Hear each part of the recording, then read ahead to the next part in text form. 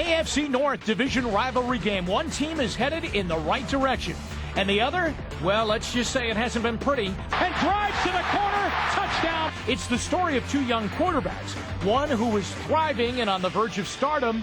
The other one is struggling and looks to turn his season around. It's Joe Flacco versus Brady Quinn. Which quarterback leads his team to a Sunday victory in Baltimore? We'll break it down next on Sunday Strategy.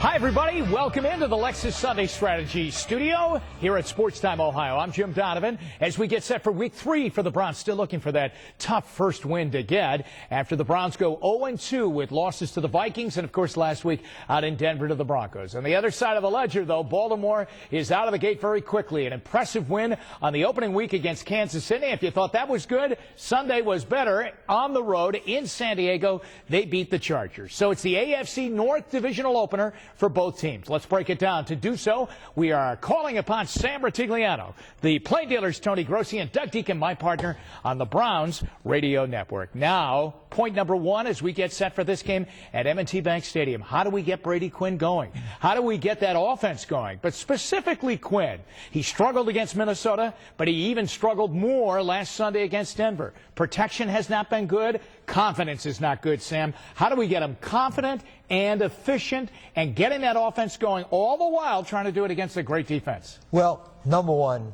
win a game. But I think there are so many areas we've talked about.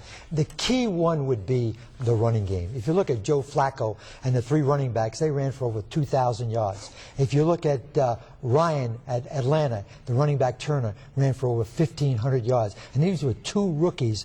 So if we could just get the running game going, I think it would help them in a lot of the other areas. Okay, Brady Quinn, we expected more. I think we saw a little bit more last year, Tony, when he got in about week 9 of the season. But this has been tough. Yeah, I think it starts with Quinn. I think his accuracy has been horrible. I think he's got to put the ball on the mark. I don't see a lot of drop passes out there. I see guys open. Sure, there's protection problems, and the running game is struggling. But when he's got a guy open, you better hit him and not the defender in the back like he did in Denver. Yeah, it was a problem in Denver all day long. And, Doug, it got worse as the afternoon got along. He got very wild. He got wild high. Yeah, he was throwing it all over the place. But I think, he has to get into a rhythm. You always say that about Derek Anderson. Right. He's a quarterback, too. We have to remember, he has only played, 3 or 4 games now. And that speed that he's seeing now isn't like what he saw in the exhibition season. We always talk about the rookies, but for the quarterback, it's even more dramatic. Okay, so the Browns are struggling. They're struggling running the ball. We don't really know the fit at wide receiver. There is no Kellen Winslow anymore, so the tight end position is very different. And Brady Quinn's going to try and put this all together against a great defense. So tell me, how do you get this kid playing well on this Sunday and where he's going to play that game at that stadium? Well, again, you just got to make sure that I've been on teams with guys like Joe Namath at New York, or I've seen Brian Sipe when things broke down. They no longer had the things that were the supporting cast. He needs help. And the number one thing right now is for him to, we got to break down on the right side of our offensive line. We have one playmaker, that's Braylon Edwards. The tight ends are not producing. You look at all the different things, no one would do well in a situation like this. And in my experience, I've seen it in the past with the very best. They don't get it done until they get some help and support. All right, Tony and Doug, let's go to that offensive line. It looked deep during training camp, but that was when Ryan Tucker was there. That was when Rex Hadnot was playing. That's when guys like Womack looked to be the depth guys. Fraley was going to be the depth guy behind Alex Mack. Now Fraley's playing at right guard because Womack is injured. Hadnot is out. Tucker looks like he's retired. Is this offensive line fixable, Tony? Now that I put it that way, is it fixable? It's a hard argument to make after that.